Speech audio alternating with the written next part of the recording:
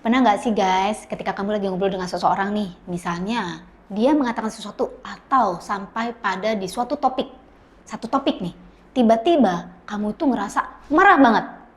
Atau sebaliknya, kamu merasa sedih banget. Kalau kamu pernah ngalamin hal seperti itu, yuk kita ngeliat video ini. Apa sih yang menjadi emotional triggermu? Video ini adalah bagian dari gimana cara untuk memiliki emotional health yang oke banget, memiliki kesehatan mental yang oke.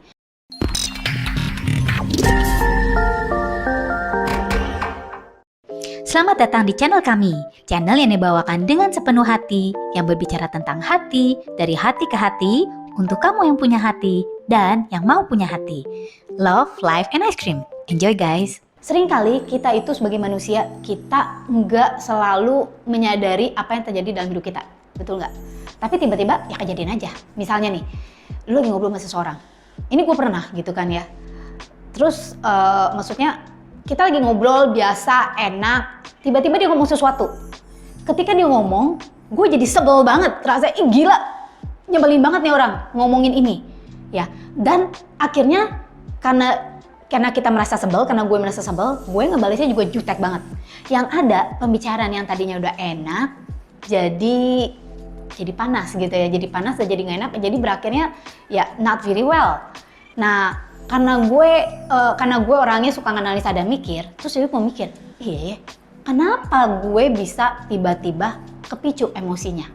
Nah, jadi hari ini kita akan ngebahas pemicu, apa sih yang bisa menjadi emotional triggers, apa sih yang bisa menjadi pemicu emosi kita. Kenapa? Dengan kita mengenalinya, kita bisa memperbaiki dan mengontrolnya secara lebih baik. So, gue bagi menjadi dua bagian besar. Yang pertama adalah kita belajar memahami diri kita sendiri ya dengan menganalisa dulu, menganalisa. Lalu yang kedua, apa yang bisa kita lakukan kalau kita udah tahu pemicu emosi-emosi kita ini atau our emotional trigger. Setiap daripada kita pasti punya sesuatu, punya cerita yang lama. Nah, tapi ada hal-hal yang mungkin bisa menjadi pemicu emosi dan emosi itu biasa banget. Lu nggak boleh menghindari emosi itu atau bahkan berusaha menekannya. Karena kenapa? Nggak sehat untuk diri kita, untuk emotional health kita. Tetapi yang kita bisa lakukan adalah memahami emosi kita itu. Dan yang pasti, kalau emosi itu adalah something yang intense emotion, sesuatu yang berlebihan sampai mengganggu lu atau mengganggu hubungan lu dengan orang lain, ini adalah yang perlu kita atasi. Oke? Nah, yang pertama itu kita memahami dulu keadaan kita. Knowing, jadi coba kita cari dan mengenal kata-kata apa atau kondisi apa yang bisa trigger gue, yang bisa memicu gue. Misalnya, mungkin kalau buat sebagian besar orang berada di dalam satu ruangan tertutup dan gelap itu nggak masalah, malah something yang fun. Maka banyak orang yang main di time machine gitu ya, yang seru, yang rame-rame. Tetapi bagi sebagian orang, kalau berada di dalam ruangan yang gelap, terus udah gitu terkunci, itu merasa ketakutannya berlebihan, super ketakutan sampai trauma, sampai istilah kata fobia. Nah, ini adalah intense emotions, right guys? Kalau kamu pernah merasa seperti ini, kamu tuh harus aware dan catat. Atau misalnya, mungkin kata-kata tertentu membuat kamu trigger menjadi sedih berlebihan, atau sebaliknya, marah berlebihan, atau ketakutan berlebihan. Untuk sebagian orang misalnya, membaca berita-berita tentang pembunuhan itu ya biasa aja. Tetapi untuk sebagian orang, ngedengar kata-kata tertentu itu menjadi super ketakutan yang sampai dia nggak bisa tidur, yang sampai membuat dia fobia. Itu misalnya ya. Atau misalnya nih, kata-kata tertentu. Orang cuma ngomong di bercanda doang. Lu gendutan ya? Buat sebagian orang mungkin it's okay gitu, cuma ngomong doang, dia nggak ada maksud. Tetapi untuk sebagian orang jadi baper dalam arti gue nggak nyalain orang baper, tetapi maksudnya jadi something yang memicu jadi sedih, jadi atau bahkan jadi marah. Misalnya marah, emangnya urusan lo gue gendutan dikit atau apa? Nah, kan jadi nggak enak guys. Jadi hal pertama yang harus kita lakukan adalah belajar mengenali apa aja kata-kata atau situasi yang menyebabkan kita, yang memicu emosi tinggi ini. Dan setelah kamu mengenalnya, Yang langkah kedua adalah coba kita flashback. Jadi secara terbuka kita melihat ke dalam diri kita.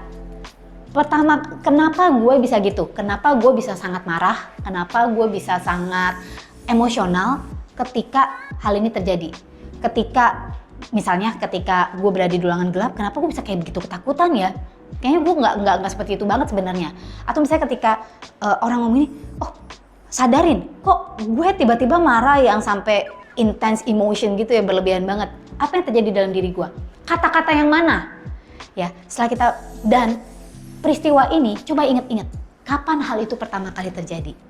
Nextnya adalah pahami, maybe those words is not about the word, but it's about who is saying to you. Jadi mungkin kata-kata itu menyakitkan karena diucapkan oleh orang tertentu, figur tertentu dalam hidup kita.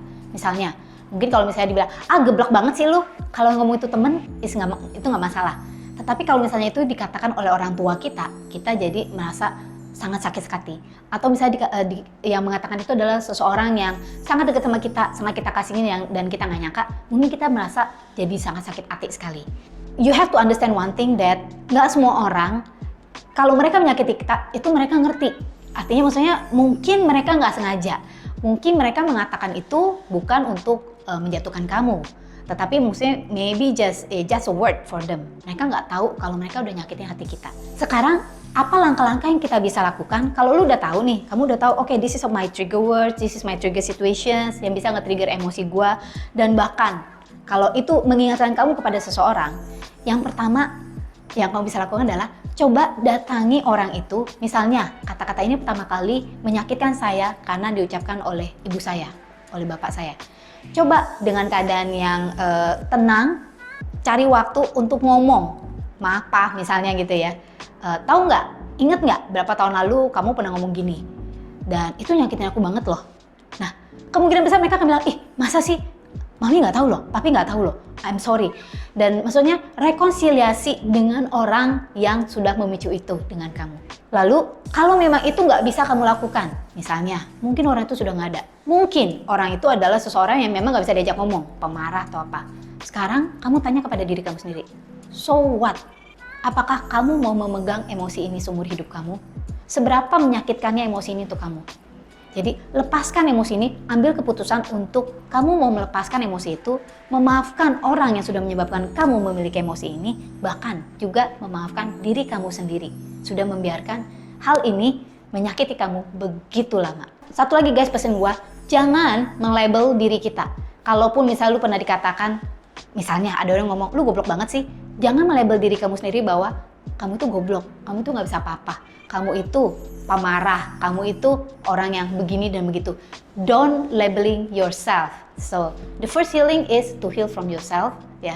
Jadi, penyembuhan yang terbaik itu adalah kita sembuh dari diri kita sendiri dulu dengan cara melepaskan semua label-label itu dan dengan cara menganalisa dan mengambil keputusan bahwa saya ingin lepas dan saya ingin menjadi yang terbaik. Guys, jangan lupa untuk subscribe ya guys. Nextnya kita akan ngebahas nih, kalau kamu udah tahu apa yang menjadi pemicu emosi kamu atau your emotional trigger, sekarang gimana caranya untuk mengatasi intense emotions ini ketika dia datang. Saya dengan Angelika Reostavio. Thank you for watching this video guys. Please comment, like, and share. Dan jangan lupa untuk check our other video.